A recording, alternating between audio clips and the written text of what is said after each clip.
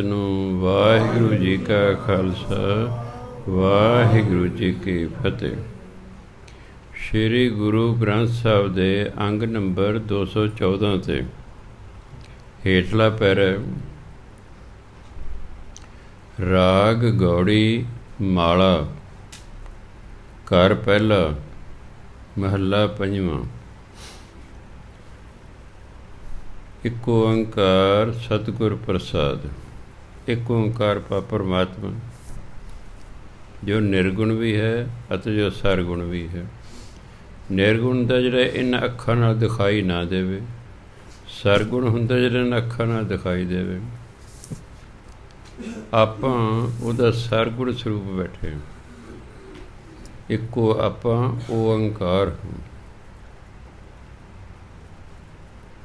ਭਾਵ ਹੈ। ਇੱਕ ਓੰਕਾਰ ਤੋਂ ਭਾਵ ਹੈ ਪਰਮਾਤਮਾ। ਸਤਿਗੁਰ ਪ੍ਰਸਾਦ। ਪ੍ਰਸਾਦ ਹਿੰਦੀ ਦਾ ਸ਼ਬਦ ਹੈ ਕਿਰਪਾ ਨਾਲ। ਪਰਮਾਤਮਾ ਸਤਿਗੁਰੂ ਦੀ ਕਿਰਪਾ ਨਾਲ ਮਿਲਦਾ ਹੈ। ਪਾਇਓ ਬਾਲ ਬੁੱਧ ਸੁਖ ਰੇ, ਹਰਖ ਸੋਗ ਹਾਨ ਮਿਰਤ, ਦੁਖ ਸੁਖ ਚਿਤ ਸੰਸਰ ਗੁਰ ਮਿਲੇ। ਪਾਇਓ ਬਾਲ ਬੁੱਧ ਸੁਖ ਰੇ, ਬੱਚਿਆਂ ਵਾਲੀ ਅਕਲ ਨਾਲ ਮੈਨੂੰ ਸੁਖ ਪ੍ਰਾਪਤ ਹੋਇਆ। ਬੱਚੇ ਆਨੰਦ 'ਚ ਰਹਿੰਦੇ ਨੇ, ਜਿਉਂ ਜਿਉਂ ਵੱਡਾ ਉਹਨਾਂ ਨੂੰ ਚਿੰਤਾ ਲੱਗ ਜਾਂਦੀ ਹੈ। ਬੱਚਾ ਹਮੇਸ਼ਾ ਆਨੰਦ 'ਚ ਰਹਿੰਦਾ ਹੈ। ਉਹਨੂੰ ਅਜੇ ਸੰਸਾਰ ਦੀ ਹਵਾ ਨਹੀਂ ਲੱਗੀ ਅੱਧੀ। ਉਹਨੂੰ ਧਰਮ ਦੇ ਵਖਰੇਵਿਆਂ ਦਾ, ਜਾਤਾਂ ਪਾਤਾਂ ਦਾ ਤੇ ਕੋਈ ਗਿਆਨ ਨਹੀਂ ਹੁੰਦਾ ਹੈ। ਇਹ ਤਾਂ ਜਿਹੜੇ ਅਸੀਂ ਵੱਡੇ ਹਾਂ ਉਹਦਾ ਪੱਠਾ ਬਿਠਾਉਣੇ, ਉਹਦੇ ਦਿਮਾਗ 'ਚ ਪਾਉਂਦੇ ਹਾਂ ਤੂੰ ਸਿੱਖ ਹੈ, ਤੂੰ ਹਿੰਦੂ ਹੈ, ਤੂੰ ਮੁਸਲਮਾਨ ਹੈ, ਤੂੰ ਫਲਾਣੀ ਜਾਤ ਦਾ ਹੈ। ਨਹੀਂ ਤਾਂ ਬੱਚੇ ਖੇਡ ਰਹੇ ਹੁੰਦੇ ਨੇ, ਉਹਨਾਂ ਨੂੰ ਕੋਈ ਜਾਤ ਪਾਤ ਨਾਲ ਜਾਂ ਧਰਮ ਨਾਲ ਕੋਈ ਲੈਣਾ ਦੇਣਾ ਨਹੀਂ ਹੁੰਦਾ ਹੈ। ਇਸ ਲਈ ਜਿੰਨਾ ਚਿਰ ਬੱਚਿਆਂ ਵਾਲੀ ਮੱਤ ਹੈ, ਸੁੱਖ ਹੀ ਸੁੱਖ ਹੈ। ਹਰਖ ਸੋਗ ਹਾਨ ਮਿਰਤ, ਦੁਖ ਸੁਖ ਚਿਤ ਸੰਸਰ ਗੁਰ ਮਿਲੇ। ਜਦੋਂ ਗੁਰੂ ਮਹਾਰਾਜ ਮਿਲ ਪੈਂਦੇ ਨੇ ਫਿਰ ਹਰਖ ਸੋਗ, ਹਰਖ ਖੁਸ਼ੀ, ਫਿਰ ਖੁਸ਼ੀ ਗਮੀ, ਹਾਨ ਮਿਰਤ, ਹਾਨੀ ਨੁਕਸਾਨ, ਮਿਰਤ ਮਾਨੇ ਮੌਤ, ਨੁਕਸਾਨ ਜਾਂ ਮੌਤ, ਦੁਖ ਸੁਖ, ਦੁੱਖ ਸੁਖ, ਚਿਤ ਸੰਸਰ, ਚਿੱਤ ਦੇ ਵਿੱਚ ਇੱਕੋ ਜਿਹੇ ਲੱਗਦੇ ਨੇ, ਸੰਸਰ ਦੇ ਬਰਾਬਰ ਗੁਰ ਮਿਲੇ। ਜਦੋਂ ਗੁਰੂ ਨਾਲ ਮੇਲ ਹੁੰਦਾ ਤਾਂ ਖੁਸ਼ੀ ਗਮੀ, ਨੁਕਸਾਨ ਮੌਤ, ਦੁੱਖ ਸੁੱਖ ਮਨ 'ਚ ਇੱਕੋ ਜਿਹੇ ਲੱਗਦੇ ਨੇ। ਭਾਵ ਖੁਸ਼ੀ 'ਚ ਬੰਦਾ ਟੱਪਦਾ ਨਹੀਂ, ਸੋਗ 'ਚ ਦੁਖੀ ਨਹੀਂ ਹੁੰਦਾ। ਕੋਈ ਨੁਕਸਾਨ ਹੋ ਗਿਆ ਤਾਂ ਦੁਖੀ ਨਹੀਂ ਹੁੰਦਾ। ਦੁੱਖ ਹੋ ਸੁੱਖ ਹੋ ਚਿੱਤ ਇਕਸਾਰ ਰਹਿੰਦਾ ਹੈ। ਉਹ ਕਦੋਂ? ਜਦੋਂ ਗੁਰੂ ਨਾਲ ਮੇਲ ਹੁੰਦਾ ਹੈ। ਰਹਾਉ ਜੋ ਲੋ ਹੋਂ ਕਿਛ ਸੋਚੋਂ ਚਿਤਵੋਂ, ਕਿਉਂਕਿ ਹੋਂ ਆ ਗਿਆ ਹੈ, ਮੈਂ ਆ ਜੇ, ਹੋਂ ਆ ਜੇ, ਉਦੋਂ ਫਿਰ ਅੱਗੇ ਜਿਹੜੀ ਕਿਰਿਆਵਾਂ ਨੇ ਉਹ ਨਕਰੇ ਹੀ ਬੋਲੀ ਜਾਂਦੀਆਂ। ਸੋਚੋ ਨੂੰ ਪੜ੍ਹਨਾ ਸੋਚੋਂ, ਚਿਤਵੋਂ ਨੂੰ ਪੜ੍ਹਨਾ ਚਿਤਵੋਂ। ਜੋ ਲੋ ਹੋਂ ਕਿਛ ਸੋਚੋਂ ਚਿਤਵੋਂ, ਤੋ ਲੋ ਦੁਖਨ ਭਰੇ। ਜਿੰਨਾ ਚਿਰ ਮੈਂ ਕੁਝ ਸੋਚਦਾ, ਮੈਂ ਕੁਝ ਚਿਤਵਦਾ ਹਾਂ, ਉਹਨਾਂ ਚਿਰ ਮੈਂ ਦੁੱਖਾਂ ਨਾਲ ਭਰਿਆ ਰਹਿੰਦਾ ਹਾਂ, ਉਹਨਾਂ ਚਿਰ ਮੈਂ ਦੁਖੀ ਰਹਿੰਦਾ। ਕਿ ਜਿੱਥੇ ਸਾਡੀ ਆਪਣੀ ਸੋਚ ਹੋਵੇਗੀ ਉੱਥੇ ਦੁੱਖ ਹੋਏਗਾ ਹੀ ਹੋਏਗਾ। ਜਦੋਂ ਗੁਰੂ ਦੀ ਸੋਚ ਆ ਜਾਏਗੀ ਫਿਰ ਅਸੀਂ ਸੁਖੀ ਹੋ ਜਾਵਾਂਗੇ। ਅਸੀਂ ਆਪਣੀ ਸੋਚ ਛੱਡਣ ਨੂੰ ਤਿਆਰ ਨਹੀਂ। ਬਾਣੀ ਕਹਿੰਦੀ ਆਪਣੀ ਸੋਚ ਛੱਡੋ ਅਤੇ ਗੁਰੂ ਦੀ ਸੋਚ ਗ੍ਰਹਿਣ ਕਰੋ। ਪਰ ਇਹ ਬੰਦਾ ਆਪਣੀ ਸੋਚ ਛੱਡਦਾ ਨਹੀਂ, ਇਸ ਲਈ ਦੁਖੀ ਹੁੰਦਾ ਰਹਿੰਦਾ ਹੈ। ਜੋ ਲਓ ਜਦੋਂ ਤੱਕ ਹੋਂ ਕੁਝ ਸੋਚੋ ਚਿਤਵੋਂ, ਮੈਂ ਕੁਝ ਸੋਚਦਾ ਹਾਂ, ਕੁਝ ਚਿਤਵਦਾ ਹਾਂ, ਤੋ ਲਓ ਉਨੀ ਦੇਰ ਤੱਕ ਦੁਖਨ ਭਰੇ, ਮੈਂ ਦੁੱਖਾਂ ਨਾਲ ਭਰ ਜਾਂਦਾ ਹਾਂ, ਪਰ ਦੁੱਖ ਭੋਗਦਾ। ਜੋ ਕਿਰਪਾਲ ਗੁਰਪੂਰਾ ਭੇਟਿਆ, ਜਦੋਂ ਕਿਰਪਾਲੂ ਗੁਰੂ ਮਿਲ ਪਿਆ ਤਾਂ ਆਨੰਦ ਸਹਿਜ, ਫਿਰ ਸਹਿਜ ਹੀ ਆਨੰਦ ਦੀ ਪ੍ਰਾਪਤੀ ਹੋ ਗਈ। ਫਿਰ ਜਿਹੜਾ ਫਜ਼ੂਲ ਦਾ ਸੋਚਦਾ ਸੀ, ਫਜ਼ੂਲ ਦਾ ਚਿਤਵਦਾ ਸੀ, ਉਹ ਛੱਡਦਾ ਹੈ। ਜਿਵੇਂ ਗੁਰੂ ਮਹਾਰਾਜ ਕਹਿੰਦੇ ਉਵੇਂ ਕਰਨਾ ਸ਼ੁਰੂ ਕਰਤਾ, ਫਿਰ ਆਨੰਦ ਹੀ ਆਨੰਦ ਹੈ। ਜੋ ਲਾਹਾਂ ਕਿਛ ਸੋਚੋਂ ਚਿਤਵਾਂ, ਜੋ ਲਾਹਾਂ ਕਿਛ ਸੋਚੋਂ ਚਿਤਵਾਂ, ਜੋ ਲਾਹਾਂ ਕਿਛ ਸੋਚੋਂ ਚਿਤਵਾਂ, ਜੋ ਲਾਹਾਂ ਕਿਛ ਸੋਚੋਂ ਚਿਤਵਾਂ, ਤਲ ਦੁਖਨ ਭਰੇ, ਤਲ ਦੁਖਨ ਭਰੇ, ਦੁਖਨ ਭਰੇ, ਤਲ ਦੁਖਨ ਭਰੇ, ਜੋ ਕਿਰਪਾਲ ਗੁਰ ਪੂਰਾ ਭੇਟਿਆ, ਜੋ ਕਿਰਪਾਲ ਗੁਰ ਪੂਰਾ ਭੇਟਿਆ, ਪੂਰਾ ਭੇਟਿਆ, ਜੋ ਕਿਰਪਾਲ ਗੁਰ ਪੂਰਾ ਭੇਟਿਆ, ਤੋ ਆਨੰਦ ਸਹਿਜੇ, ਤੋ ਆਨੰਦ ਸਹਿਜੇ, ਸਹਿਜੇ, ਤੋ ਆਨੰਦ ਸਹਿਜੇ। ਸੋ ਜਦੋਂ ਬੰਦਾ ਗੁਰੂ ਨਾਲ ਮਿਲਦਾ, ਫਿਰ ਗੁਰੂ ਦੀ ਸੋਚ ਗ੍ਰਹਿਣ ਕਰਦਾ। ਜਿਹੜਾ ਚਿਰ ਆਪਣੀ ਸੋਚ ਹੈ ਉਹਨਾਂ ਚਿਰ ਦੁਖੀ ਹੁੰਦਾ ਰਹਿੰਦਾ। ਜਦੋਂ ਗੁਰੂ ਮਹਾਰਾਜ ਦੇ ਆਖੇ ਲੱਗਦਾ ਹੈ ਫਿਰ ਸੁਖੀ ਹੋ ਜਾਂਦਾ ਹੈ। ਹੁਣ ਇਹ ਸਾਡੀ ਆਪਣੀ ਮਰਜ਼ੀ ਦੀ ਦੁਖੀ ਰਹਿਣਾ ਕਿ ਸੁਖੀ ਹੋਣਾ। ਆਪਣੀ ਸੋਚ ਹੈ ਖਾਓ ਪੀਓ ਐਸ਼ ਕਰੋ, ਕਿਹੜਾ ਪੁੱਛਦਾ ਜੀ? ਗੁਰੂ ਮਹਾਰਾਜ ਕਹਿੰਦੇ ਨਹੀਂ ਭਾਈ, ਇਸ ਤਰ੍ਹਾਂ ਨਹੀਂ ਕਰਨਾ ਹੈ। ਚੇਤੀ ਸਿਆਣਪ ਕਰਮ ਹੋ ਕੀਏ, ਤੇਤੇ ਬੰਦ ਪਰੇ। ਜਿੰਨੀ ਮੈਂ ਆਪਣੀ ਸਿਆਣਪ ਨਾਲ ਕੰਮ ਕੀਤੇ ਉਨੇ ਹੀ ਬੰਧਨ ਪੈ ਗਏ, ਕਿਉਂਕਿ ਹਉਂ ਚੱਕ ਕੇ ਕੀਤੇ। ਜੋ ਕਰਮ ਵੀ ਹਉਂ ਚੱਕ ਕੇ ਕੀਤਾ ਜਾਂਦਾ, ਭਾਵੇਂ ਧਾਰਮਿਕ ਹੀ ਕਿਉਂ ਨਾ ਹੋਵੇ, ਉਹ ਇੱਕ ਉਹਦਾ ਬੰਧਨ ਹੁੰਦਾ। ਜੇਤੀ ਸਿਆਣਪ ਕਰਮ ਹੋ ਕੀਏ, ਜਿੰਨੇ ਵੀ ਸਿਆਣਪ ਨਾਲ ਮੈਂ ਕੰਮ ਕੀਤੇ, ਤੇਤੇ ਬੰਦ ਪਰੇ, ਉਨੇ ਹੀ ਬੰਧਨ ਪੈ ਗਏ। ਜੋ ਸਾਧੂ ਕਰ ਮਸਤਕ ਧਰਿਓ, ਤਬ ਹਮ ਮੁਕਤ ਪਏ। ਕਰ ਹੁੰਦਾ ਹੱਥ, ਮਸਤਕ ਮੱਥੇ ਦੇ ਪਾਸ, ਸਿਰ 'ਤੇ। ਜਦੋਂ ਗੁਰੂ ਨੇ ਸਾਧੂ ਨੇ ਸਿਰ 'ਤੇ ਹੱਥ ਧਰਿਆ, ਤਬ ਹਮ ਮੁਕਤ ਪਏ। ਉਹ ਤੋਂ ਫਿਰ ਅਸੀਂ ਮੁਕਤ ਹੋ ਗਏ ਬੰਧਨਾਂ ਤੋਂ। ਗੁਰੂ ਨੇ ਕਿਰਪਾ ਕਰਤੀ, ਸਾਰੇ ਬੰਧਨਾਂ ਤੋਂ ਰਹਿਤ ਕਰ ਦਿੱਤਾ। ਸੋ ਜਿੰਨਾ ਚਿਰ ਆਪਣੀ ਸਿਆਣਪ ਹੈ ਉਨਾ ਚਿਰ ਹਰ ਕਰਮ ਬੰਧਨ ਬਣ ਜਾਂਦਾ। ਜਦੋਂ ਗੁਰੂ ਮਹਾਰਾਜ ਕਿਰਪਾ ਕਰਦੇ ਸਿਰ 'ਤੇ ਹੱਥ ਧਰ ਦਿੰਦੇ ਨੇ, ਫਿਰ ਮਨੁੱਖ ਇਹਨਾਂ ਬੰਧਨਾਂ ਤੋਂ ਮੁਕਤ ਹੋ ਜਾਂਦਾ ਹੈ। ਜੇਤੀ ਸਿਆਣਪ ਕਰਮ ਹੋ ਕੀਏ, ਜੇਤੀ ਸਿਆਣਪ ਕਰਮ ਹੋ ਕੀਏ, ਜੇਤੀ ਸਿਆਣਪ ਕਰਮ ਹੋ ਕੀਏ, ਜੇਤੀ ਸਿਆਣਪ ਕਰਮ ਹੋ ਕੀਏ, ਤੇਤੇ ਬੰਦ ਪਰੇ, ਤੇਤੇ ਬੰਦ ਪਰੇ,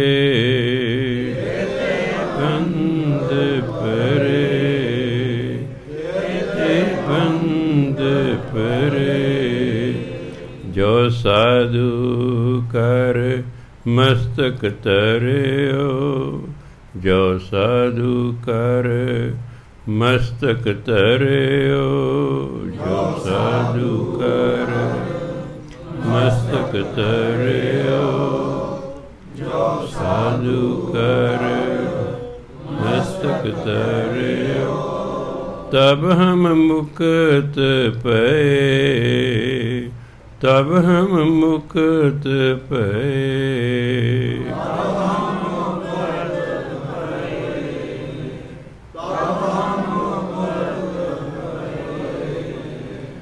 ਜੋ ਲੋ ਮੇਰੋ ਮੇਰੋ ਕਰਤੋ ਤੋ ਲੋ ਬਿਖ ਘੇਰੇ।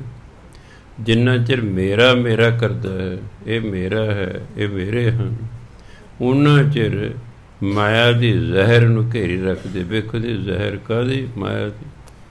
ਉਹਨਾਂ ਜੇ ਮਾਇਆ ਦੀ ਜ਼ਹਿਰ 'ਚ ਘਿਰਿਆ ਰਹਿੰਦਾ, ਜਿੰਨਾ ਚਿਰ ਇਹ ਮੈਂ ਕਰਦਾ, ਮੇਰਾ ਮੇਰਾ ਕਰਦਾ। ਮਨ ਤਨ ਬੁੱਧ ਅਰਪੀ ਠਾਕੁਰ ਕੋ ਤਬ ਹਮ ਸਹਿਜ ਸੋਏ। ਜਦੋਂ ਅਸੀਂ ਆਪਣਾ ਮਨ, ਆਪਣਾ ਤਨ, ਆਪਣੀ ਅਕਲ ਪਰਮਾਤਮਾ ਨੂੰ ਅਰਪਣ ਕਰਦੇ, ਭਾਵ ਆਪਣਾ ਸਭ ਕੁਝ ਛੱਡ ਦਿੱਤਾ, ਤਬ ਹਮ ਸਹਿਜ ਸੋਏ, ਫਿਰ ਅਸੀਂ ਆਰਾਮ ਨਾਲ ਸੁੱਤੇ, ਭਾਵ ਸਾਨੂੰ ਸੁੱਖ ਮਿਲ ਗਿਆ।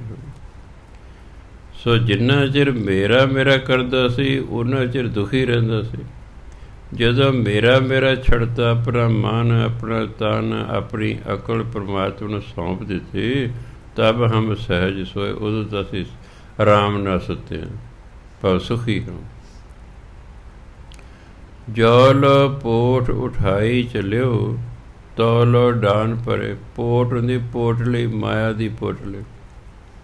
ਜਿੰਨਾ 'ਚ ਅਸੀਂ ਮਾਇਆ ਦੀ ਪੋਟਲੀ, ਮਾਇਆ ਦੀ ਗਠੜੀ ਚੱਕੀ ਹੋਈ ਸੀ, ਤੋ ਲੋ ਡਾਨ ਭਰੇ। ਡਾਨ ਦਾ ਡਨ ਸਜ਼ਾ, ਉਹਨਾਂ ਚਿਰ ਸਾਨੂੰ ਸਜ਼ਾ ਮਿਲਦੀ, ਅਸੀਂ ਦੁਖੀ ਰਹੇ, ਕਿਉਂ ਸਾਰਾ ਧਿਆਨ ਮਾਇਆ 'ਚ ਰਹਿੰਦਾ ਸੀ, ਉਹਦੀ ਚਿੰਤਾ ਲੱਗੀ ਰਹਿੰਦੀ ਸੀ।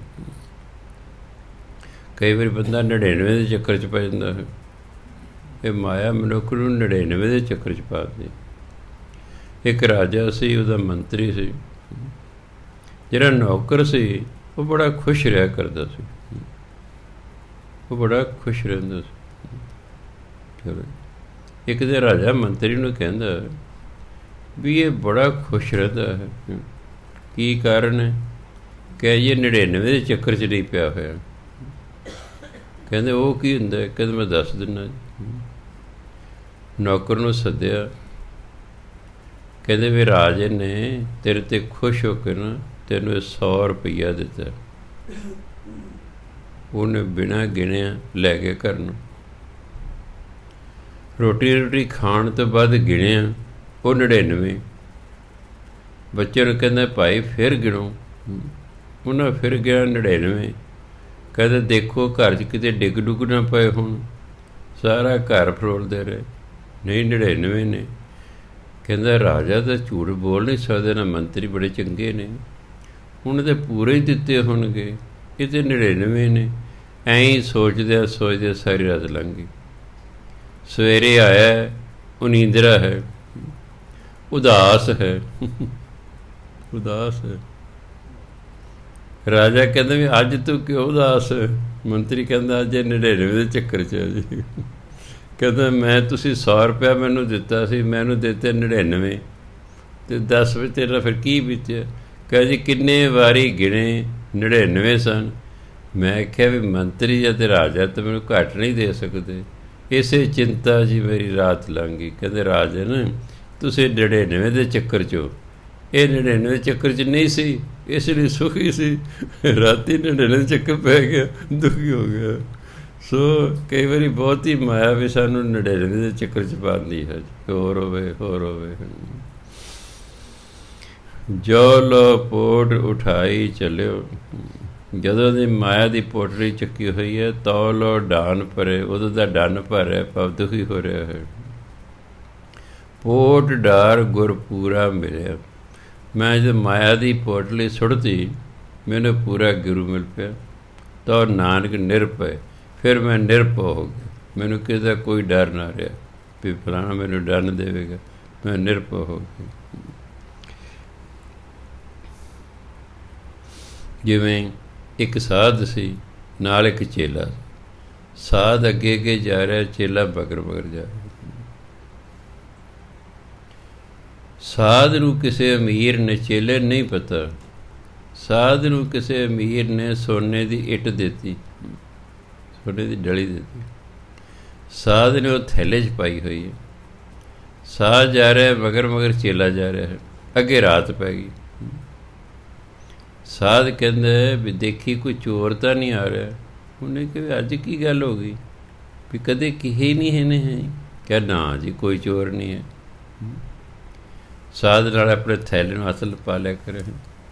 ਫਿਰ ਕੋਈ ਦੇਰ ਜਾ ਕੇ ਕਹਿੰਦਾ ਚੇਲੇ ਦੇ ਕੋਈ ਚੋਰ ਤਾਂ ਨਹੀਂ ਹੈਗਾ?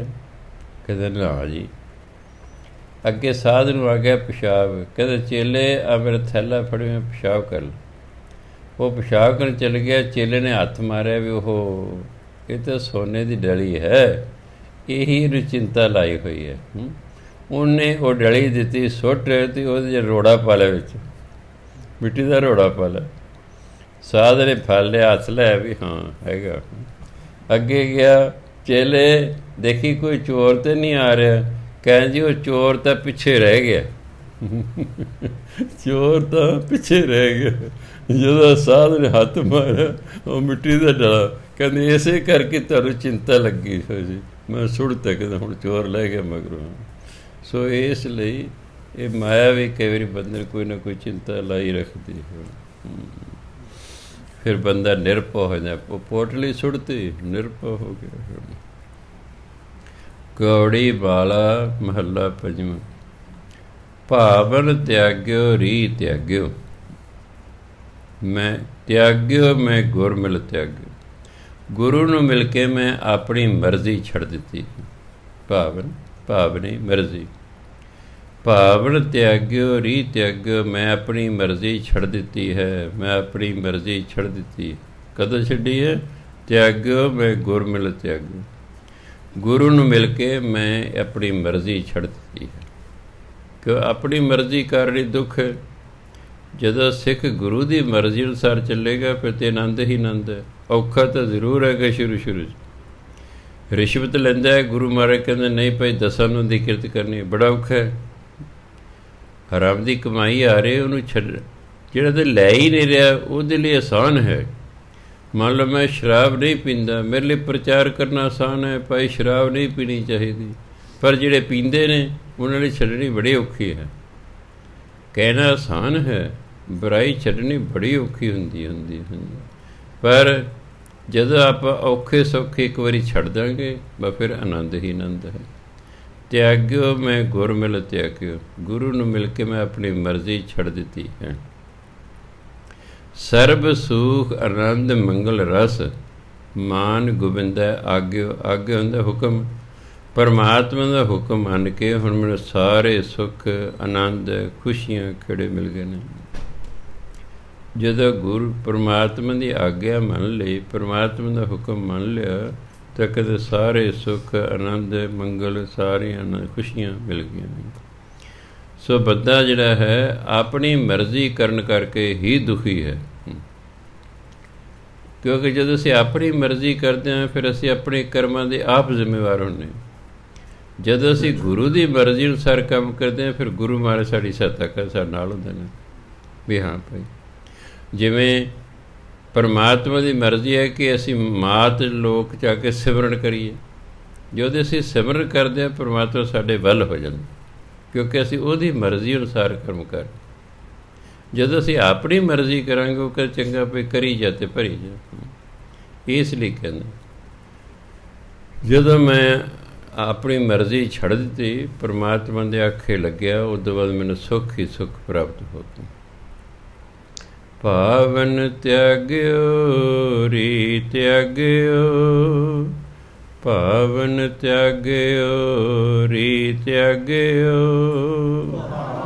ਤਿਆਗਿਓ ਰੀ ਤਿਆਗਿਓ, ਭਾਵਨ ਤਿਆਗਿਓ ਰੀ ਤਿਆਗਿਓ।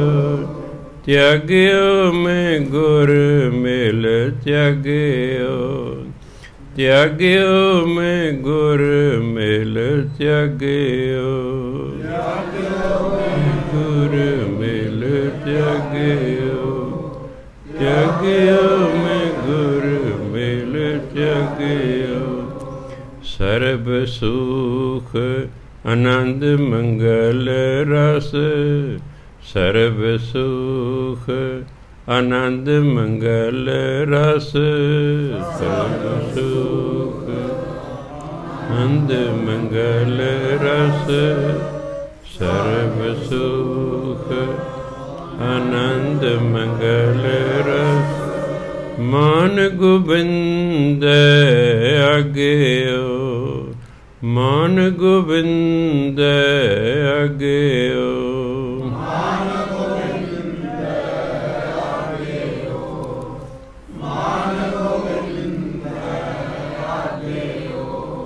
ਸੋ ਗੁਰੂ ਨੂੰ ਮਿਲ ਕੇ ਮਨੁੱਖ ਆਪਣੀ ਮਰਜ਼ੀ ਛੱਡ ਦਿੰਦਾ। ਪਰਮਾਤਮਾ ਦੇ ਹੁਕਮ ਨੂੰ ਮੰਨਣ ਤੋਂ ਬਾਅਦ ਫਿਰ ਆਨੰਦ ਹੀ ਆਨੰਦ ਹੈ, ਸੁੱਖ ਹੀ ਸੁੱਖ ਹੈ। ਆ ਸਾਰੀ ਬਾਣੀ ਪਰਮਾਤਮਾ ਦਾ ਹੁਕਮ ਹੈ। ਜਿਉਂ-ਜਿਉਂ ਸਿੱਖ ਦਾ ਜੀਵਨ ਗੁਰਬਾਣੀ ਅਨੁਸਾਰ ਹੋ ਜਾਂਦਾ, ਇਹ ਸੁਖੀ ਹੋਣਾ ਸ਼ੁਰੂ ਹੋ ਜਾਂਦਾ। ਅੱਜ ਅਸੀਂ ਦੁਖੀ ਹਾਂ ਕਿਉਂਕਿ ਸਾਡਾ ਜੀਵਨ ਗੁਰਬਾਣੀ ਦੇ ਵਿਰੁੱਧ ਹੈ। ਘਰ ਦੇ ਇੱਕ ਜੀਅ ਦਾ ਜੀਵਨ ਵੀ ਗੁਰਬਾਣੀ ਦੇ ਵਿਰੁੱਧ ਹੋਵੇ, ਬਾਕੀ ਸਾਰੇ ਲਈ ਵਕਤ ਖੜਾ ਕੇ ਰੱਖਦਾ, ਬਾਕੀ ਸਾਰੇ ਦੁਖੀ ਹੋ ਜਾਂਦੇ ਨੇ। ਇਸ ਲਈ ਪਹਿਲਾਂ ਮਾਤਾ ਪਿਤਾ ਦਾ ਫਰਜ਼ ਬਣਦਾ ਹੈ ਕਿ ਆਪਣੇ ਜੀਵਨ ਨੂੰ ਗੁਰਬਾਣੀ ਅਨੁਸਾਰ ਕਰੇ, ਫਿਰ ਛੋਟੀ ਉਮਰ 'ਚ ਬੱਚਿਆਂ ਨੂੰ ਆਦਤ ਪਾਵੇ। ਮਾਨ ਅਭਿਮਾਨ ਦੋ ਸਮਾਨੇ, ਮਸਤਕ ਡਾਰ ਗੁਰ ਭਾਗਿਓ। ਜਦੋਂ ਦਾ ਅਸੀਂ ਮੱਥਾ ਗੁਰੂ ਦੇ ਚਰਨਾਂ 'ਤੇ ਰੱਖ ਦਿੱਤਾ, ਡਾਰ ਉਹਦਾ ਰੱਖ ਦੇਣਾ, ਭਾਗਿਓ ਮੇਰੇ ਪੈਰ ਚਰਨ। ਜਦੋਂ ਦਾ ਅਸੀਂ ਆਪਣਾ ਮਸਤਕ ਮੱਥਾ ਗੁਰੂ ਦੇ ਚਰਨਾਂ 'ਤੇ ਰੱਖ ਦਿੱਤਾ ਹੈ, ਮਾਨ ਅਭਿਮਾਨ ਦੋ ਸਮਾਨੇ। ਮਾਨ ਦੀ ਇੱਜ਼ਤ, ਅਭਿਮਾਨ ਦਾ ਮਤਲਬ ਬੇਇੱਜ਼ਤੀ। ਹੁਣ ਇੱਜ਼ਤ ਬੇਇੱਜ਼ਤੀ ਸਾਡੇ ਲਈ ਬਰਾਬਰ ਹੋ ਗਏ। ਕੋਈ ਵਡਿਆਈ ਕਰਦਾ ਤਾਂ ਕੋਈ ਫਰਕ ਨਹੀਂ ਪੈਂਦਾ, ਕੋਈ ਭਾਈ ਬਦਨਾਮੀ ਕਰਦਾ ਤਾਂ ਨਹੀਂ ਕੋਈ ਫਰਕ ਪੈਂਦਾ, ਕਿਉਂਕਿ ਅਸੀਂ ਆਪਣੀ ਸੋਚ ਗੁਰੂ ਦੇ ਚਰਨਾਂ 'ਚ ਰੱਖਦੀ। ਸਾਡੀ ਸੋਚ ਮੱਥੇ 'ਚ ਹੁੰਦੀ ਹੈ। ਜਦੋਂ ਮੱਥੇ ਗੁਰੂ ਦੇ ਚਰਨਾਂ 'ਤੇ ਰੱਖਤਾ, ਭਾਵ ਤੂੰ ਵੱਡਾ ਹੈ, ਮੇਰੀ ਮੱਤ ਥੋੜ੍ਹੀ ਹੈ। ਜਦੋਂ ਮੱਥਾ ਗੁਰੂ ਦੇ ਚਰਨਾਂ 'ਤੇ ਰੱਖ ਦਿੱਤਾ, ਉਸ ਤੋਂ ਬਾਅਦ ਹੁਣ ਸਾਡੇ ਲਈ ਇੱਜ਼ਤ ਬੇਇੱਜ਼ਤੀ ਦੋਨੋਂ ਬਰਾਬਰ ਹਨ। ਅਸੀਂ ਇੱਜ਼ਤ ਵੇਲੇ ਬਹੁਤੇ ਖੁਸ਼ ਨਹੀਂ ਹੁੰਦੇ ਅਤੇ ਬੇਇੱਜ਼ਤੀ ਵੇਲੇ ਦੁਖੀ ਨਹੀਂ ਹੁੰਦੇ, ਕਿਉਂਕਿ ਆਪਣੀ ਸੋਚ ਚੜ੍ਹਦੀ। ਜਿੰਨਾ ਚਿਰ ਮੈਂ ਹੈ ਉਨਾ ਚਿਰ ਹਉਮੈ ਹੈ, ਅਤੇ ਜਦੋਂ ਕੋਈ ਮਾੜਾ ਸ਼ਬਦ ਬੋਲਦਾ ਹਉਮੈ ਨੂੰ ਫਿਰ ਸੱਟ ਵੱਜਦੀ ਹੈ, ਫਿਰ ਬੰਦਾ ਦੁਖੀ ਹੁੰਦਾ। ਜਦੋਂ ਕੋਈ ਵਡਿਆਈ ਕਰਦਾ ਹਉਮੈ ਨੂੰ ਪੱਠੇ ਪੈਂਦੇ ਨੇ, ਬੰਦਾ ਖੁਸ਼ ਹੁੰਦਾ। ਜਦੋਂ ਆਪਣੀ ਸੋਚ ਹੀ ਤਿਆਗਤੀ, ਸੋਚ ਹੀ ਗੁਰੂ ਅਨੁਸਾਰ ਕਰ ਲਈ, ਤਾਂ ਫਿਰ ਜਿਹੜਾ ਹੈ ਇੱਜ਼ਤ ਬੇਇੱਜ਼ਤੀ ਰਹਿੰਦੀ ਨਹੀਂ ਹੈ। ਸੰਪਤ ਹਰ ਕਰਨਾ ਆਪਤ ਦੁੱਖ, ਰੰਗ ਠਾਕਰੇ ਲਾਗਿਓ। ਜਦੋਂ ਪਰਮਾਤਮਾ ਨਾਲ ਪਿਆਰ ਪੈ ਹੋ ਜਾਏਗਾ, ਰੰਗ ਪਿਆਰ ਨੂੰ। ਜਦੋਂ ਪਰਮਾਤਮਾ ਨਾਲ ਪਿਆਰ ਪੈਦਾ ਹੋ ਜਾਏਗਾ ਨਾ, ਸੰਪਤ ਹਰਕ ਨਾ ਆਪਤ ਦੁੱਖ। ਹੁਣ ਸੰਪਤੀ ਹੈ, ਜਾਇਦਾਦ ਮਿਲ ਗਈ ਹੈ ਤਾਂ ਕੋਈ ਖੁਸ਼ੀ ਨਹੀਂ ਹੈ। ਆਪਤ ਦੁੱਖ ਹੈ, ਕੋਈ ਮੁਸੀਬਤ ਆ ਗਈ ਹੈ ਤਾਂ ਕੋਈ ਦੁੱਖ ਨਹੀਂ ਹੈ, ਕਿਉਂਕਿ ਪਰਮਾਤਮਾ ਨਾਲ ਪਿਆਰ ਹੈ। ਜਾਇਦਾਦ ਮਿਲ ਗਈ, ਧਨ ਦੌਲਤ ਮਿਲ ਗਿਆ ਤਾਂ ਖੁਸ਼ੀ ਨਹੀਂ ਹੈ, ਅਤੇ ਆਪਤ ਬਿਪਤਾ, ਅਤੇ ਜੇ ਕੋਈ ਬਿਪਤਾ ਆ ਗਈ ਤਾਂ ਕੋਈ ਦੁੱਖ ਨਹੀਂ ਹੈ, ਕਿਉਂਕਿ ਪਰਮਾਤਮਾ ਨਾਲ ਪਿਆਰ ਹੈ। ਮਨੁੱਖ ਫਿਰ ਇਸ ਖੁਸ਼ੀ ਗਮੀ ਤੋਂ ਉੱਪਰ ਉੱਠ ਜਾਂਦਾ ਹੈ। ਉਹਦੀ ਸੋਚ ਇਸ ਖੁਸ਼ੀ ਗਮੀ ਤੋਂ ਉੱਪਰ ਉੱਠ ਜਾਂਦੀ ਹੈ ਕਿ ਜੇ ਭਾਈ ਧਨ ਦੌਲਤ ਮਿਲਿਆ, ਇਹ ਵੀ ਪਰਮਾਤਮਾ ਦੀ ਕਿਰਪਾ ਨਾਲ ਮਿਲਿਆ, ਅਤੇ ਜੇ ਕੋਈ ਦੁੱਖ ਮੁਸੀਬਤ ਆ ਗਈ ਉਹਦੇ ਹੁਕਮ ਨਾਲ ਆਈ ਹੈ। ਉਹ ਪਰਮਾਤਮਾ ਨੂੰ ਪਿਆਰ ਕਰਦਾ। ਬਸ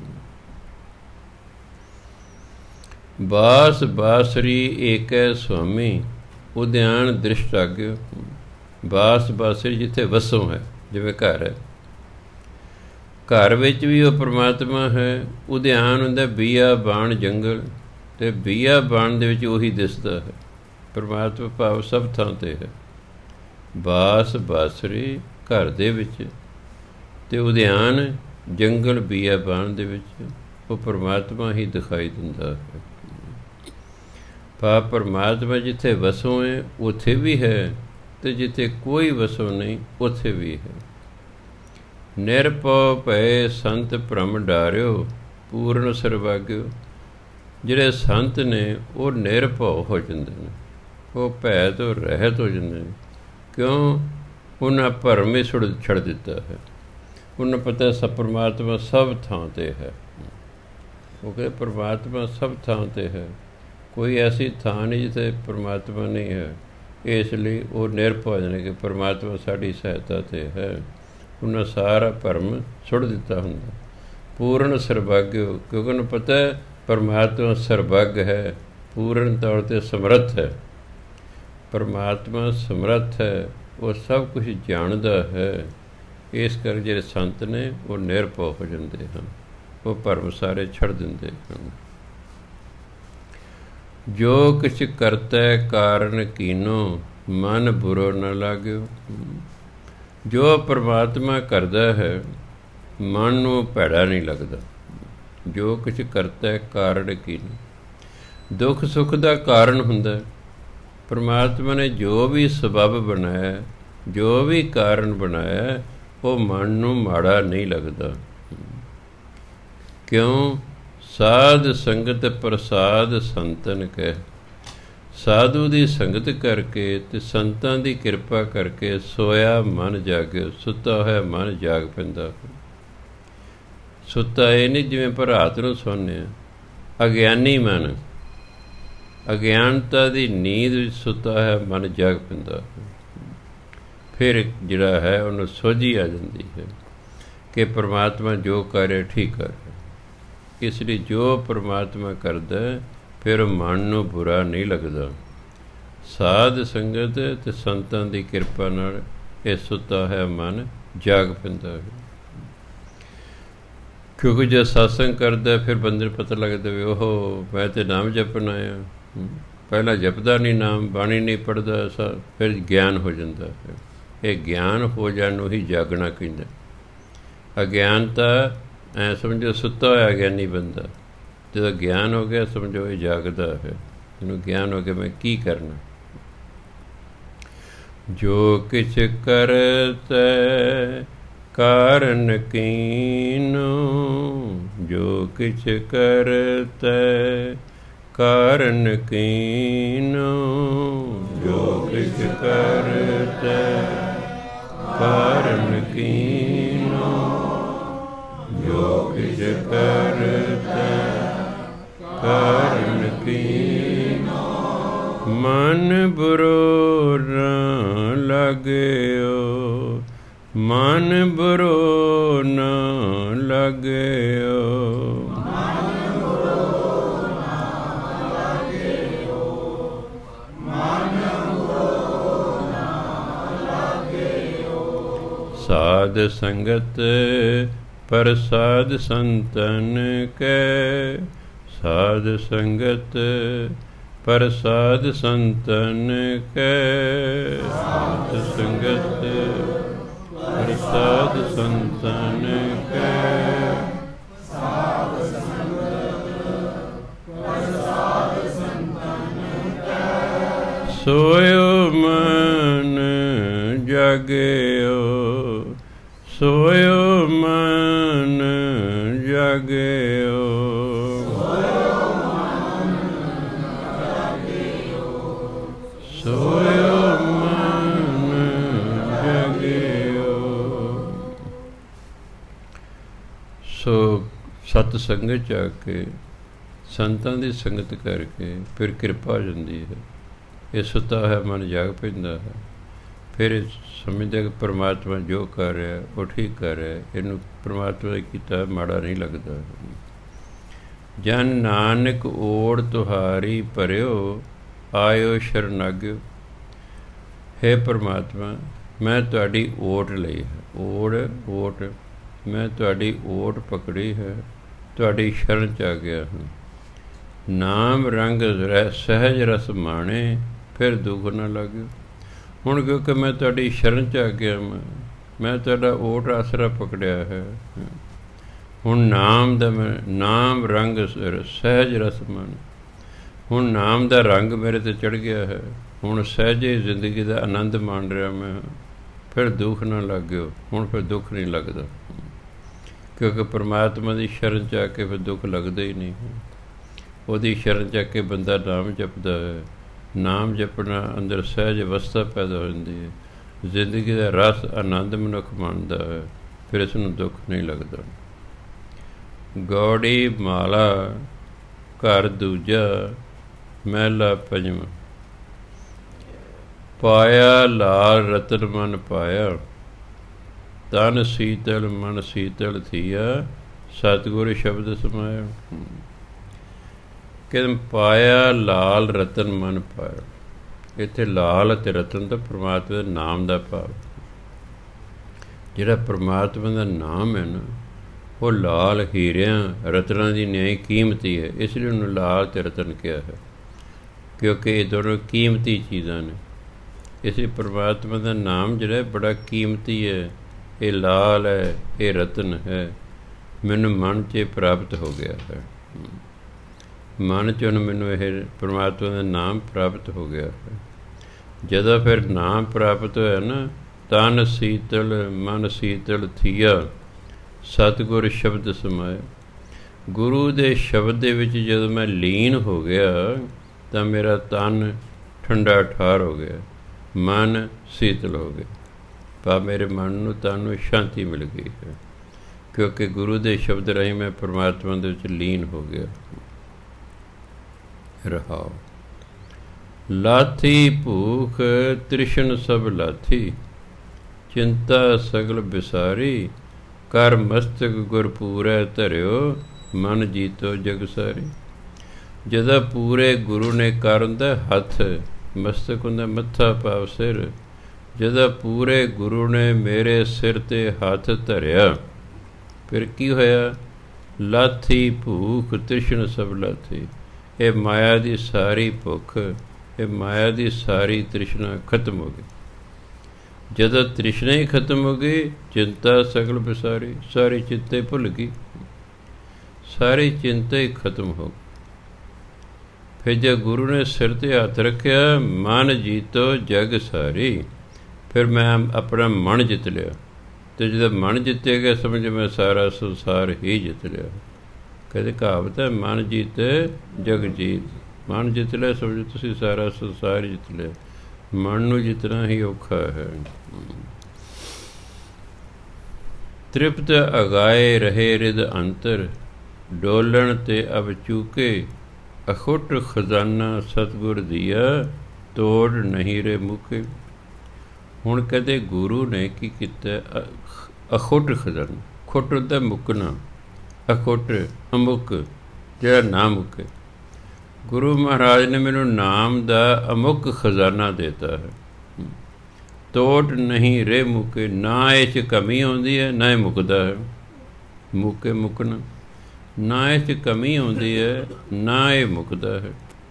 ਅਤੇ ਜਦੋਂ ਇਹ ਖਜ਼ਾਨਾ ਮੈਨੂੰ ਮਿਲ ਗਿਆ, ਤ੍ਰਿਪਤ ਅਗਾਏ ਰਹੇ ਰਿਦ ਅੰਤਰ, ਹੁਣ ਮੈਂ ਮਨ ਦੇ ਵਿੱਚ ਕੀ ਹੈ? ਤ੍ਰਿਪਤ ਹੋ ਗਿਆ ਹਾਂ। ਅਗਾਏ ਦਾ ਰੱਜ ਜਾਣਾ ਹੈ। ਮੇਰਾ ਮਨ ਇਹ ਮਾਇਆ ਵੱਲੋਂ ਰੱਜ ਗਿਆ ਹੈ, ਮੇਰਾ ਮਨ ਤ੍ਰਿਪਤ ਹੋ ਗਿਆ ਹੈ। ਡੋਲਣ ਤੇ ਅਬ ਚੁੱਕੇ, ਹੁਣ ਮੇਰਾ ਮਨ ਡੋਲਦਾ ਨਹੀਂ, ਕਿਉਂਕਿ ਮਾਇਆ ਕਰਨੇ ਡੋਲਣਾ ਹੈ। ਉਹ ਕਹਿੰਦੇ ਉਹ ਤਾਂ ਮੈਂ ਰੱਜ ਗਿਆ ਹਾਂ, ਹੁਣ ਮੇਰਾ ਮਨ ਨਹੀਂ ਡੋਲਦਾ। ਸੋ ਜਿਹੜਾ ਨਾਮ ਦਾ ਖਜ਼ਾਨਾ ਹੈ, ਇਹ ਸਭ ਤੋਂ ਵੱਡੀ ਦਾਤ ਹੈ ਗੁਰੂ ਵੱਲੋਂ ਦਿੱਤੀ ਹੋਈ। ਗੁਰੂ ਮਹਾਰਾਜ ਸਿੱਖ ਨੂੰ ਦਿੰਦੇ ਨਾਮ ਦੀ ਦਾਤ ਨੇ, ਵੀ ਇਹ ਨਾਮ ਜਪੇਗਾ, ਬਾਕੀ ਚੀਜ਼ਾਂ ਤੈਨੂੰ ਆਪੇ ਹੀ ਮਿਲ ਜਾਣੀਆਂ ਨੇ। ਸਾਰੇ ਸੰਸਾਰ ਦੀਆਂ ਚੀਜ਼ਾਂ ਪਰਮਾਤਮਾ ਦੇ ਨਾਮ ਵਿੱਚ ਨੇ। ਜੋ ਤੁਹਾਨੂੰ ਚਾਹੀਦਾ ਉਹ ਧਿਆਨ ਕਰਕੇ ਨਾਮ ਜਪੀ ਜਾਓ, ਸਮਾਂ ਪਾ ਕੇ ਮਿਲ ਜਾਏਗਾ। ਉਹ ਚੀਜ਼ ਸਮਾਂ ਪਾ ਕੇ ਮਿਲ ਜਾਏਗੀ। ਉਹੀ ਚੀਜ਼ ਮਿਲੇ ਜਿਸ ਲਈ ਤੁਸੀਂ ਪਾਠ ਕਰ ਰਹੇ ਹੋ ਜਾਂ ਸਿਮਰਨ ਕਰ ਰਹੇ ਹੋ। ਤੰਦਰੁਸਤੀ ਲਈ ਪਾਠ ਕਰ ਰਹੇ ਹੋ, ਸਿਮਰਨ ਕਰ ਰਹੇ ਹੋ, ਸਮਾਂ ਪਾ ਕੇ ਤੰਦਰੁਸਤੀ ਮਿਲ ਜਾਏਗੀ। ਬਾਲ ਬੱਚੇ ਲਈ ਕਰ ਰਹੇ ਹੋ, ਬਾਲ ਬੱਚੇ ਮਿਲ ਜਾਣਗੇ। ਧਨ ਦੌਲਤ ਲਈ ਕਰ ਰਹੇ ਹੋ, ਧਨ ਦੌਲਤ ਮਿਲ ਗਈ। ਕੋਈ ਨੌਕਰੀ ਚਾਹੀਦੀ ਹੈ, ਨੌਕਰੀ ਮਿਲ ਜਾਏਗੀ। ਜੋ ਇੱਛਾ ਲੈ ਕੇ ਤੁਸੀਂ ਸਿਮਰਨ ਕਰ ਰਹੇ ਹੋ, ਉਹੀ ਤੁਹਾਨੂੰ ਮਿਲ ਜਾਏਗਾ। ਇਸ ਲਈ ਨਾਮ ਦੇ ਵਿੱਚ ਸੰਸਾਰ ਦੀਆਂ ਸਾਰੀਆਂ ਚੀਜ਼ਾਂ ਨੇ, ਬਸ ਨਾਮ ਜਪੀ ਜਾਈਦਾ। ਲਾਥੀ ਭੂਖ, ਅੱਛਾ, ਤ੍ਰਿਪਤ ਗਾਏ ਰਹੇ ਰਿਦ ਅੰਤਰ, ਡੋਲਣ ਤੇ ਅਬ ਚੂਕੇ। ਹੁਣ ਕਹਿੰਦਾ ਮਨ ਰੱਜ ਗਿਆ ਹੈ, ਮਨ ਤ੍ਰਿਪਤ ਹੋ ਗਿਆ ਹੈ, ਹੁਣ ਮਨ ਡੋਲਦਾ ਨਹੀਂ। ਕਿਉਂ ਨਹੀਂ ਡੋਲਦਾ? ਅਖੁੱਟ ਖਜ਼ਾਨਾ ਸਤਿਗੁਰ ਦੀ ਹੈ। ਗੁਰੂ ਨੇ ਨਾਮ ਦਾ ਐਸਾ ਖਜ਼ਾਨਾ ਦਿੱਤਾ ਜਿਹੜਾ ਮੁੱਕਦਾ ਹੀ ਨਹੀਂ ਹੈ, ਅਮੁੱਕ ਹੈ, ਤੋੜ ਨਹੀਂ, ਇਹ 'ਚ ਕੋਈ ਕਮੀ ਨਹੀਂ ਆਉਂਦੀ, ਅਤੇ ਨਾ ਇਹ ਮੁੱਕੇ ਨਾ ਇਹ ਮੁੱਕਦਾ। ਤਾਂ ਹੀ ਕਹਿੰਦੇ ਖਾਵੋ ਖਰਚੋ ਰਲ ਮਿਲ ਭਾਈ, ਤੋਟ ਨਾ ਆਵੇ ਵੱਧ ਹੋ ਜਾਏ। ਜਿੰਨਾ ਰਲ ਮਿਲ ਕੇ ਨਾਮ ਜਪੀਏ ਉਨਾ ਹੀ ਨਾਮ ਵੱਧਦਾ ਹੈ। ਬਾਕੀ ਸਾਰੀ ਚੀਜ਼ ਸੰਸਾਰ ਦੀ ਚੀਜ਼ ਆਪਾਂ ਕਿਸੇ ਨੂੰ ਦਈਏ ਘਟ ਜਾਂਦੀਆਂ ਨੇ, ਇਹ ਨਾਮ ਹੈ, ਇਹ ਵੱਧਦਾ ਹੀ ਰਹਿੰਦਾ ਹੈ।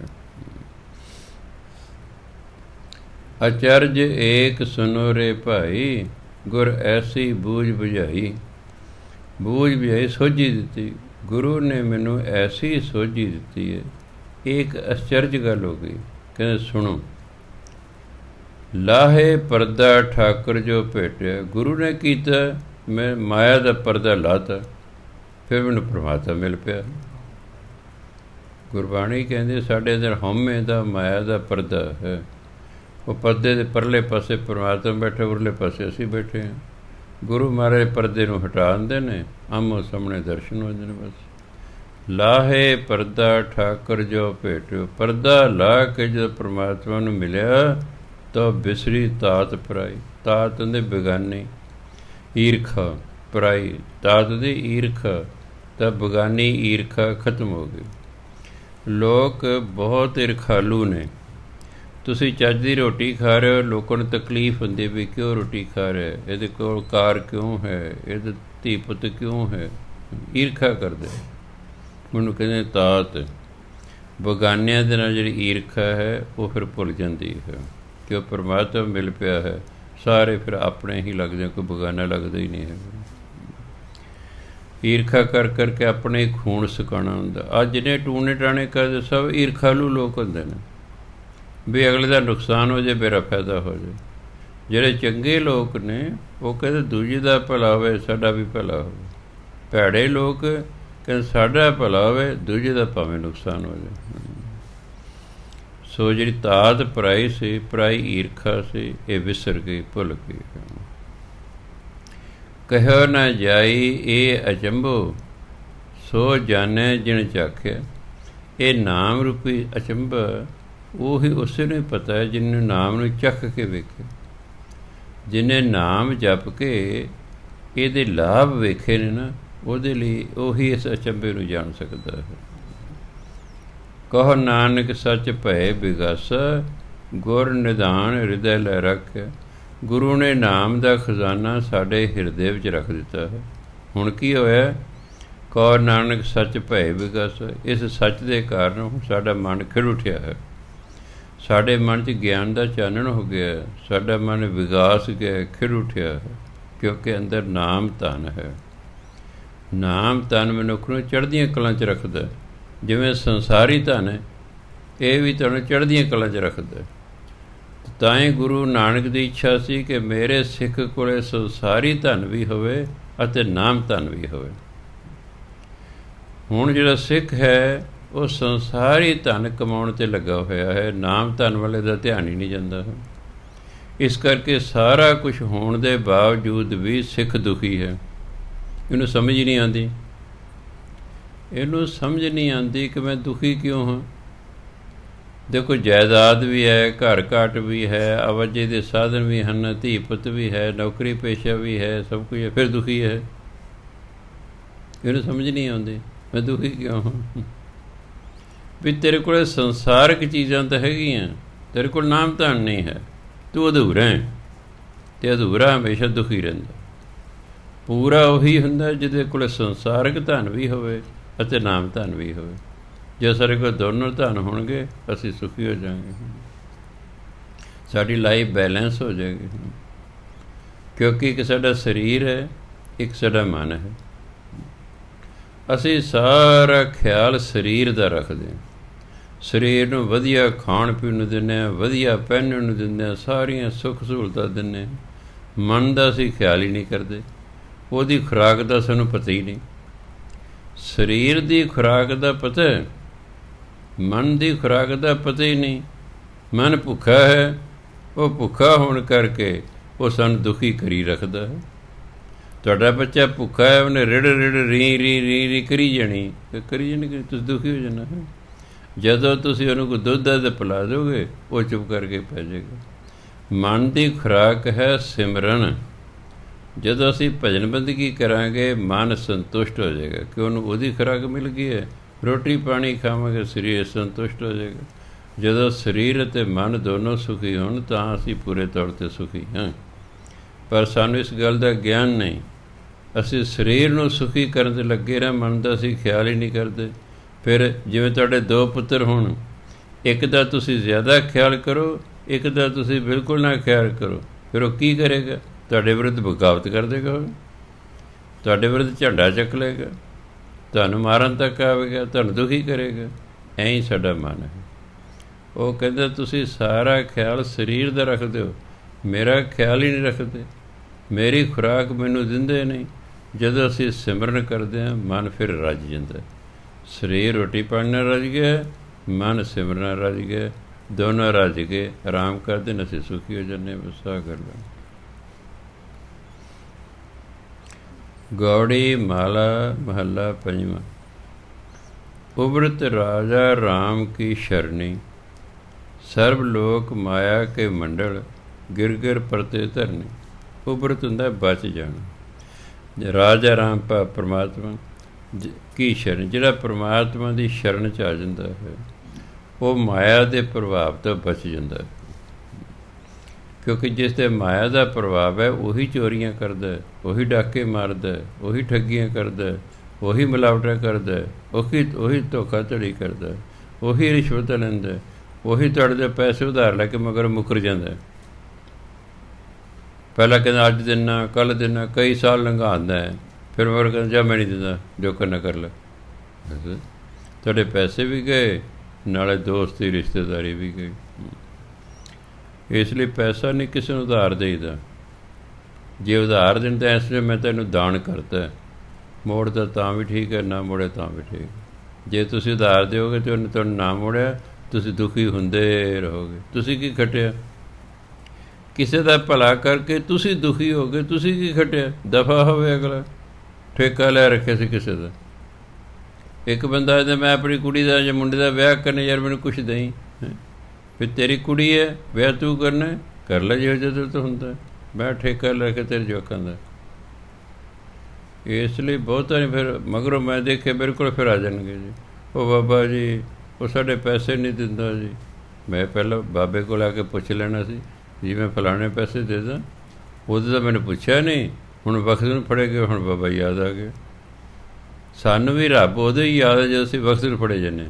ਉਂਝ ਕੋਈ ਨਹੀਂ ਰੱਬ ਰੂਬ ਨੂੰ ਯਾਦ ਕਰਦਾ। ਮੈਂ ਦੇਖੇ ਜਿੰਨਾ ਜ਼ਿਆਦਾ ਵਕਤ ਨੂੰ ਫੜੇਗਾ ਉਹਨਾਂ ਜ਼ਿਆਦਾ ਗੁਰਦੁਆਰੇ ਜਾਂਦਾ। ਉਹ ਹੁਣ ਜ਼ਿਆਦਾ ਜਾਂਦਾ ਗੁਰਦੁਆਰੇ, ਸਵੇਰੇ ਸ਼ਾਮ ਜਾਊਗਾ ਕਿਸੇ ਤਰ੍ਹਾਂ ਹੋ ਜਾਏ। ਫਿਰ ਪਹਿਲੇ ਗੁਰੂ ਨੂੰ ਪੁੱਛ ਲੈਣਾ ਚਾਹੀਦਾ ਵੀ ਮੈਂ ਕੰਮ ਕਰਨਾ ਕਰ ਲਾਂ ਜੀ, ਮੈਂ ਫਲਾਣੇ ਪੈਸੇ ਦੇਣ ਲੱਗਾ ਦੇ ਲਾਂ ਜੀ। ਮੈਂ ਦੇਖਿਆ ਸਭ ਤੋਂ ਔਖਾ ਬੰਦਾ ਉਧਾਰ ਦੇ ਕੇ ਹੁੰਦਾ। ਅੱਜ ਕੱਲ੍ਹ ਲੋਕ ਬੇਈਮਾਨ ਹੋ ਗਏ ਨੇ, ਮੋੜਦੇ ਨਹੀਂ ਹੈ। ਨਾਲੇ ਪੈਸੇ ਗਏ, ਨਾਲ ਆਪਣਾ ਪੀਸ ਆਫ ਮਾਈਂਡ ਗਿਆ। ਕੀ ਖਟਿਆ ਵੇ। ਇਸ ਲਈ ਗੁਰੂ ਮਹਾਰਾਜ ਕਹਿੰਦੇ ਉਬਰਤ ਰਾਜਾ ਰਾਮ ਕੀ ਸ਼ਰਣੀ, ਜਿਹੜਾ ਪਰਮਾਤਮਾ ਦੀ ਸ਼ਰਨ 'ਚ ਆਉਂਦਾ, ਮਾਇਆ ਦੇ ਪ੍ਰਭਾਵ ਤੋਂ ਉਬਰਤ ਦਾ ਬਚ ਜਾਣਾ। ਉਹ ਮਾਇਆ ਦੇ ਪ੍ਰਭਾਵ ਤੋਂ ਬਚ ਜਾਂਦਾ। ਸਰਬ ਲੋਕ ਮਾਇਆ ਕੇ ਮੰਡਲ, ਜਿੰਨੇ ਵੀ ਲੋਕ ਨੇ, ਮਾਤ ਲੋਕ, ਪਤਾਲ ਲੋਕ, ਆਕਾਸ਼ ਲੋਕ, 3 ਲੋਕ ਮੰਨੇ ਗਏ ਨੇ, ਸਾਰੇ ਮਾਇਆ ਦੇ ਮੰਡਲ ਨੇ। ਸਭ 'ਤੇ ਮਾਇਆ ਦਾ ਪ੍ਰਭਾਵ ਹੈ। ਗਿਰ ਗਿਰ ਪਰਤੇ ਧਰਨੇ, ਇੱਥੇ ਜਿੰਨੇ ਵੀ ਜੀਵ ਰਹਿੰਦੇ ਨੇ ਉਹ ਮਾਇਆ 'ਚ ਫਸੇ ਹੋਣ ਕੇ ਧਰਤੀ 'ਤੇ ਡਿੱਗਦੇ ਰਹਿੰਦੇ ਨੇ, ਭਾਵ ਗਿਰਾਵਟ ਵੱਲ ਨੂੰ ਜਾਂਦੇ ਹਨ। ਉਹ ਆਤਮਿਕ ਤਰੱਕੀ ਨਹੀਂ ਕਰਦੇ, ਉਹ ਸਗੋਂ ਡਾਊਨ ਹੁੰਦੇ ਜਾਂਦੇ ਹਨ। ਕਿਉਂਕਿ ਸਾਰੇ ਜਿਹੜੇ ਲੋਕ ਨੇ ਇਹ ਮਾਇਆ ਦੇ ਮੰਡਲ 'ਚ ਰਹਿੰਦੇ ਹਨ। ਸਾਸਤ ਸਿਮਰਤ ਵੇਦ ਵਿਚਾਰੇ, ਮਹਾਂਪੁਰਖਨ ਇਉਂ ਕਹਿਆ। ਸ਼ਾਸਤਰ ਪੜ੍ਹੇ, ਸਿਮਰਤੀਆਂ ਪੜ੍ਹੀਆਂ, ਵੇਦਾਂ ਦੇ ਵਿਚਾਰ ਕੀਤੇ, ਪਰ ਮਹਾਂਪੁਰਖ ਨਿਗਮ ਪਰ ਮਹਾਂਪੁਰਖਾਂ ਨੇ ਇੰਝ ਕਿਹਾ। ਕੀ ਕਿਹਾ? ਬਿਨ ਹਰ ਭਜਨ ਨਾਹੀ ਨਿਸਤਾਰਾ, ਸੁਖ ਨ ਕਿਨਹੂ ਲਿਆ। ਪਰਮਾਤਮਾ ਦੀ ਭਜਨ ਬੰਦਗੀ ਤੋਂ ਬਿਨਾਂ ਪਾਰ ਉਤਾਰਾ ਹੀ ਨਹੀਂ ਹੁੰਦਾ, ਅਤੇ ਪਰਮਾਤਮਾ ਦੀ ਭਜਨ ਬੰਦਗੀ ਤੋਂ ਬਿਨਾਂ ਸੁਖ ਨ ਕਿਨਹੂ ਲਿਆ। ਕਿਸੇ ਨੂੰ ਸੁੱਖ ਪ੍ਰਾਪਤ ਹੀ ਨਹੀਂ ਹੋਇਆ। ਕਹਿੰਦੇ ਸ਼ਾਸਤਰ ਪੜ੍ਹੇ, ਸਿਮਰਤੀਆਂ ਪੜ੍ਹੀਆਂ, ਵੇਦਾਂ ਦੀ ਵਿਚਾਰ ਕੀਤੀ, ਅਤੇ ਮਹਾਂਪੁਰਖਾਂ ਨੇ ਫਿਰ ਇੰਝ ਕਿਹਾ ਬਿਨ ਹਰ ਭਜਨ ਨਹੀਂ ਨਿਸਤਾਰਾ, ਕਿ ਪਰਮਾਤਮਾ ਦੀ ਭਜਨ ਬੰਦਗੀ ਤੋਂ ਬਿਨਾਂ ਪਾਰ ਉਤਾਰਾ ਹੀ ਨਹੀਂ ਹੋਣਾ। ਸੁਖ ਨਾ ਕਿਨਹੂ ਲਿਆ ਲੈ ਤੇ ਨਾ ਕਿਸੇ ਨੂੰ ਸੁਖ ਮਿਲਿਆ ਹੈ। ਇਸ ਲਈ ਜੇ ਅਸੀਂ ਚਾਹੁੰਦੇ ਹਾਂ ਕਿ ਜੰਮਣ ਮਰਨ ਤੋਂ ਰਹਿਤ ਹੋ ਜਾਈਏ, ਸਾਨੂੰ ਸੁੱਖ ਦੀ ਪ੍ਰਾਪਤੀ ਹੋ ਜਾਏ, ਤਾਂ ਫਿਰ ਮਹਾਂਪੁਰਖਾਂ ਦਾ ਆਖਾ ਮੰਨਣਾ ਚਾਹੀਦਾ। ਉਹ ਕਹਿੰਦੇ ਭਾਈ ਭਜਨ ਬੰਦਗੀ ਕਰੋ। ਸਾਸਤ ਸਿਮਰਤ ਵੇਦ ਵਿਚਾਰੇ, ਸਾਸਤ ਸਿਮਰਤ ਵੇਦ ਵਿਚਾਰੇ, ਸਾਸਤ ਸਿਮਰਤ ਵੇਦ ਵਿਚਾਰੇ, ਸਾਸਤ ਸਿਮਰਤ ਵੇਦ ਵਿਚਾਰੇ। ਮਹਾਂਪੁਰਖਨ ਇਉਂ ਕਹਿਆ, ਮਹਾਂਪੁਰਖਨ ਇਉਂ ਕਹਿਆ,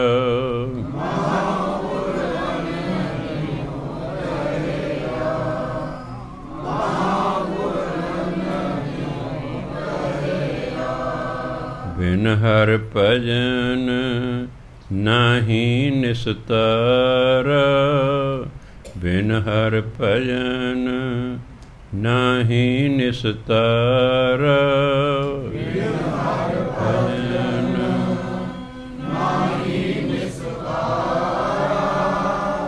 ਬਿਨ ਹਰਿ ਭਜਨ ਨਾਹੀ ਨਿਸਤਾਰਾ। ਸੁਖ ਨ ਕਿਨਹੂ ਲਹਿਆ, ਸੁਖ ਨ ਕਿਨਹੂ ਲਹਿਆ, ਸੁਖ ਨ ਕਿਨਹੂ ਲਹਿਆ, ਸੁਖ ਨ ਕਿਨਹੂ ਲਹਿਆ। ਸੋ ਇਸ ਲਈ ਭਾਈ ਜਿੰਨੇ ਵੀ ਸਮਾਂ ਮਿਲੇ ਭਜਨ ਬੰਦਗੀ ਕਰਨੀ ਚਾਹੀਦੀ ਹੈ। ਗੁਰਬਾਣੀ ਦਾ ਤੱਤ ਸਾਰ ਹੈ ਕਿ ਭਜਨ ਬੰਦਗੀ ਤੋਂ ਬਿਨਾਂ ਸੁੱਖ ਹੈ ਹੀ ਨਹੀਂ। ਅਤੇ ਜੇ ਭਜਨ ਬੰਦਗੀ ਤੋਂ ਬਿਨਾਂ ਸੁੱਖ ਨੇ, ਸੁੱਖ ਹਰ ਕੇ ਚਾਹੁੰਦਾ, ਕੋਈ ਦੁੱਖ ਨਹੀਂ ਚਾਹੁੰਦਾ, ਹਰ ਬੰਦਾ ਸੁਖੀ ਹੋਣਾ ਚਾਹੁੰਦਾ। ਅਤੇ ਗੁਰੂ ਮਾਰ ਕੇ ਫਿਰ ਤੁਸੀਂ ਭਜਨ ਬੰਦਗੀ ਕਰੋ, ਭਜਨ ਬੰਦਗੀ ਕਰੋ। ਜਿਹੜੇ ਕਰਮਾਂ ਕਾਰਨ ਤੁਹਾਡੀ ਜ਼ਿੰਦਗੀ ਦੁੱਖ ਆ ਰਹੇ ਨੇ, ਉਹ ਕਰਮ ਹੀ ਕੱਟ ਜਾਣਗੇ। ਭਜਨ ਬੰਦਗੀ ਕਾਰਨ ਉਹ ਕਰਮ ਕੱਟ ਜਾਣਗੇ, ਇਸ ਲਈ ਤੁਹਾਨੂੰ ਸੁੱਖ ਦੀ ਪ੍ਰਾਪਤੀ ਹੋ ਜਾਏਗੀ।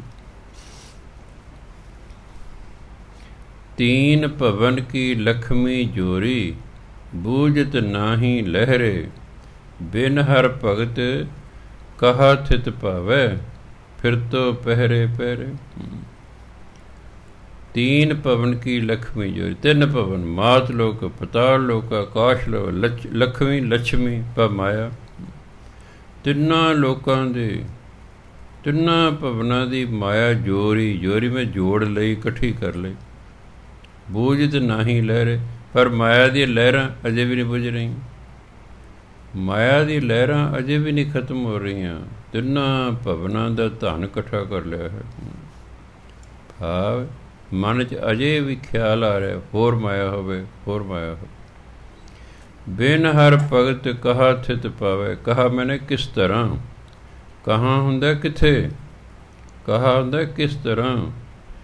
ਪਰਮਾਤਮਾ ਦੀ ਭਗਤੀ ਤੋਂ ਬਿਨਾਂ ਕਿਵੇਂ ਕਹਿੰਦੇ ਆਰਾਮ ਹੋ ਸਕਦਾ, ਥਿਤ ਦਾ ਟਿਕਾ, ਮਨ ਦਾ ਟਿਕਾ।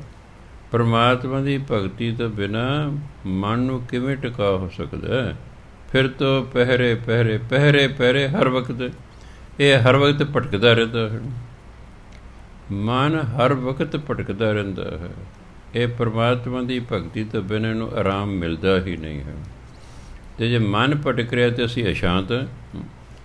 ਮਨ ਸ਼ਾਂਤ ਹੋਵੇਗਾ ਤਾਂ ਹੀ ਅਸੀਂ ਸ਼ਾਂਤ ਹੋਵਾਂਗੇ ਨਾ। ਜੇ ਮਨ ਅਸ਼ਾਂਤ ਹੈ ਤਾਂ ਅਸੀਂ ਵੀ ਨਾਲ ਅਸ਼ਾਂਤ ਹਾਂ। ਇਸ ਲਈ ਕਹਿੰਦੇ ਪਰਮਾਤਮਾ ਦੀ ਭਗਤੀ ਤੋਂ ਬਿਨਾਂ ਮਨ ਦਾ ਟਿਕਾ ਹੈ ਹੀ ਨਹੀਂ। ਭਗਤੀ ਤੋਂ ਬਿਨਾਂ ਮਨ ਭਟਕਦਾ ਰਹਿੰਦਾ, ਪਹਿਰੇ ਪਹਿਰੇ ਹਰ ਵਕਤ ਭਟਕਦਾ ਰਹਿੰਦਾ। ਅਨੇਕ ਬਿਲਾਸ ਕਰਤ ਮਨ ਮੋਹਨ, ਪੂਰਨ ਹੋਤ ਨਾ ਕੰਮ। ਅਨੇਕਾਂ ਖੁਸ਼ੀਆਂ ਵਾਲੇ ਕੰਮ ਕਰਦਾ ਹੈ, ਮਨ ਨੂੰ ਮੋਹ ਲੈਣ ਵਾਲੇ ਖੁਸ਼ੀਆਂ ਕਰਦਾ ਹੈ, ਪੂਰਨ ਹੋਤ ਨਾ ਕੰਮ। ਪਰ ਫਿਰ ਵੀ ਇਹਦੀ ਇੱਛਾ ਪੂਰੀ ਨਹੀਂ ਹੁੰਦੀ। ਇਹ ਕਹਿੰਦਾ ਹੋਰ ਹੋਵੇ, ਹੋਰ ਹੋਵੇ। ਜਲ ਤੋ ਕਬੂ ਨਾ ਬੂਝਤ, ਸਗਲ ਬ੍ਰਿਥੇ ਬਿਨ ਨਮ।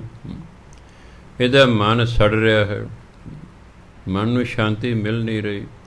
ਕਿਉਂਕਿ ਮਾਇਆ ਕਾਰਨ ਮਨ ਸੜ ਰਿਹਾ, ਜਲ ਤੋਂ ਜਲ ਰਿਹਾ, ਸੜ ਰਿਹਾ। ਮਾਇਆ ਦੀ ਤ੍ਰਿਸ਼ਨਾ ਮੁਕਤ ਬੁਝਦੀ ਨਹੀਂ ਅੰਦਰੋਂ। ਸਗਲ ਬ੍ਰਿਥੇ ਬਿਨ ਨਾਮਾ, ਨਾਮ ਤੋਂ ਬਿਨਾਂ ਸਾਰੇ ਵਿਅਰਥ ਨੇ। ਨਾਮ ਤੋਂ ਬਿਨਾਂ ਜੋ ਵੀ ਇਹ ਕਰਮ ਕਰ ਰਿਹਾ ਸਭ ਕਹਿੰਦੇ ਵਿਅਰਥ ਨੇ। ਸੋ ਇਸ ਲਈ ਜਿੱਥੇ ਅਸੀਂ ਸੰਸਾਰਿਕ ਕੰਮ ਕਰਨੇ ਉੱਥੇ ਨਾਮ ਵੀ ਜ਼ਰੂਰ ਜਪਣਾ ਹੈ। ਨਾਮ ਤੋਂ ਬਿਨਾਂ ਜਿੰਨੇ ਵੀ ਕਰਮ ਨੇ ਗੁਰਬਾਣੀ ਸਾਰੇ ਵਿਅਰਥ ਨੇ, ਇਹ ਵਿਅਰਥੇ ਨੇ ਸਾਰੇ। ਹਰ ਕਾ ਨਾਮ ਜਪੋ ਮੇਰੇ ਮੀਤਾ, ਇਹ ਸਾਰ ਸੁਖ ਪੂਰਾ। ਹੇ ਮੇਰੇ ਮਿੱਤਰਾ, ਤੂੰ ਹਰੀ ਦਾ ਨਾਮ ਜਪ। ਹਰ ਕਾ ਨਾਮ ਜਪੋ ਮੇਰੇ ਮੀਤਾ, ਹੇ ਮੇਰੇ ਮਿੱਤਰਾ, ਹਰੀ ਦਾ ਨਾਮ ਜਪ। ਇਹ ਸਾਰ ਸੁਖ ਪੂਰਾ। ਸਾਰ ਉਤੇ ਉੱਤਮ, ਸ੍ਰੇਸ਼ਟ। ਇਹ ਪੂਰਾ ਅਤੇ ਸ੍ਰੇਸ਼ਟ ਸੁਖ ਹੈ, ਸਭ ਤੋਂ ਵੱਡਾ ਸੁਖ ਹੈ ਪਰਮਾਤਮਾ ਦਾ ਨਾਮ ਜਪਣਾ। ਸਾਰ ਹੁੰਦਾ ਉੱਤਮ, ਸ੍ਰੇਸ਼ਟ, ਸੁਖ ਪੂਰਾ। ਇਹ ਸਭ ਤੋਂ ਉੱਤਮ ਸੁਖ ਹੈ ਜਿਹੜਾ ਹਰੀ ਦਾ ਨਾਮ ਜਪ ਕੇ ਮਿਲਦਾ ਹੈ। ਸਾਧ ਸੰਗਤ ਜਨਮ ਮਰਨ ਨਿਵਾਰੈ, ਨਾਨਕ ਜਨ ਕੀ ਧੂਰਾ। ਸਾਧ ਸੰਗਤ 'ਚ ਆ ਕੇ ਸਾਨੂੰ ਫਿਰ ਜਿਹੜੇ ਪ੍ਰਮਾਤਮਾ ਦੇ ਭਗਤ ਨੇ ਜਨ, ਉਹਨਾਂ ਦੀ ਚਰਨ ਧੂੜ ਪ੍ਰਾਪਤ ਹੁੰਦੀ ਹੈ। ਜਿਹੜੀ ਸੰਤਾਂ ਦੀ ਚਰਨ ਧੂੜ ਹੁੰਦੀ ਹੈ, ਇਹ ਜੰਮਣ ਅਤੇ ਮਰਨ ਦਾ ਕੰਮ ਹੀ ਨਿਬੇੜ ਦਿੰਦੀ ਹੈ। ਜਨਮ ਮਰਨ ਨਿਵਾਰੈ, ਦੂਰ ਕਰਦੇ, ਖਤਮ ਹੋ ਜਾਂਦਾ ਹੈ। ਸਾਧ ਸੰਗਤ ਕਰਦਿਆਂ ਅਤੇ ਸਾਧੂਆਂ ਦੀ ਚਰਨ ਧੂੜ ਪ੍ਰਾਪਤ ਕਰਦਿਆਂ ਹੋਇਆਂ ਜੰਮਣ ਮਰਨ ਦਾ ਚੱਕਰ ਹੀ ਖਤਮ ਹੋ ਜਾਂਦਾ ਹੈ। ਹਰਿ ਕਾ ਨਾਮ ਜਪੋ ਮੇਰੇ ਮੀਤਾ, ਹਰਿ ਕਾ ਨਾਮ ਜਪੋ ਮੇਰੇ ਮੀਤਾ। ਹਰਿ ਕਾ ਨਾਮ ਜਪੋ ਮੇਰੇ ਮੀਤਾ, ਹਰਿ ਕਾ ਨਾਮ ਜਪੋ ਮੇਰੇ ਮੀਤਾ। ਇਹ ਸਾਰ ਸੁਖ ਪੂਰਾ, ਇਹ ਸਾਰ ਸੁਖ ਪੂਰਾ, ਸਾਰ ਸੁਖ ਪੂਰਾ, ਇਹ ਸਾਰ ਸੁਖ ਪੂਰਾ। ਸਾਧ ਸੰਗਤ ਜਨਮ ਮਰਨ ਨਿਵਾਰੈ, ਸਾਧ ਸੰਗਤ ਜਨਮ ਮਰਨ ਨਿਵਾਰੈ, ਸਾਧ ਸੰਗਤ ਜਨਮ ਮਰਨ ਨਿਵਾਰੈ, ਸਾਧ ਸੰਗਤ ਜਨਮ ਨਿਵਾਰੈ। ਨਾਨਕ ਜਨ ਕੀ ਧੂਰਾ, ਨਾਨਕ ਜਨ ਕੀ ਧੂਰਾ।